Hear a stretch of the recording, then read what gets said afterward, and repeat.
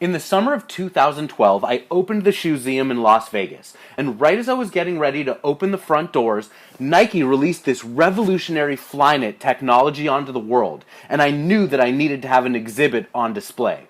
So these shoes actually came out in conjunction with the 2012 London Olympics. And it wasn't the first time that Nike released revolutionary technology at the same time as the Olympic Games. In 2008 in Beijing, for example, Nike brought us Flywire technology. And then boom, 4 years later, Flyknit. So what's the difference between Flywire and Flyknit? I've got a pair of 2008 Lunar Racers right here. Beautiful shoe, amazingly lightweight, and the big revolution is this Flywire upper, as well as the Lunar midsole, which was inspired by NASA.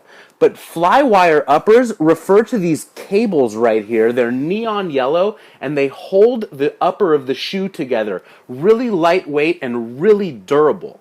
So that is Flywire. Flyknit is a totally different beast. Flyknit is going to refer to the entire upper of the shoe. This knitted, woven, beautiful upper.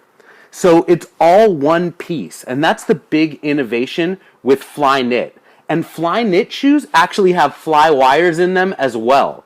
The laces lace through little fly wires that hold the upper of this amazing shoe together. When Nike created the Flyknit technology, they had four main pillars in mind. They wanted the shoe to be lightweight, form-fitting, sustainable, and performance-oriented. And performance, of course, was a big one. You know Nike's not going to release a shoe if it's not all about performance. The four shoes up in front here are Flyknit Racers and Flyknit Trainers in Volt and in Total Orange. And this was the OG color of the shoe. Even though when Nike released them, they released a whole lot of different colors, multicolored ones and everything. These are the original ones that they were advertising and that were right on display when you walked into the Nike store. These were also the shoes that were on the athletes' feet at the opening ceremonies and during the Olympic Games. The racers are meant for racing. The trainers are meant for cross-training. I needed all four of them, and I bought this black and white pair that I think is really cool and really clean looking.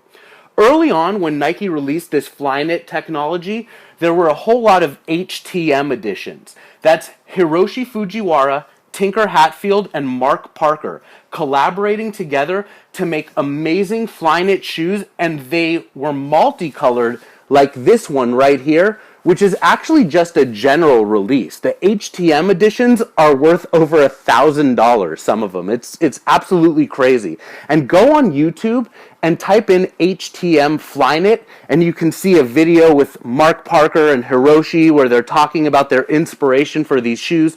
They talk about the HTM collaboration as being very organic, not worrying about time or money, and just having creative ideas flow together. And the Flyknit HTMs are absolutely sick. Fortunately, now we have regular multicolored ones that are more reasonable in price and more readily accessible.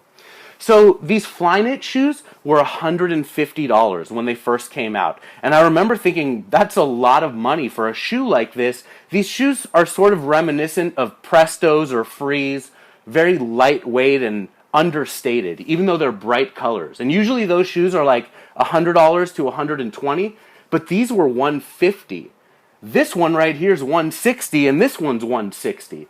I think that the price of these shoes are actually going to come down over time.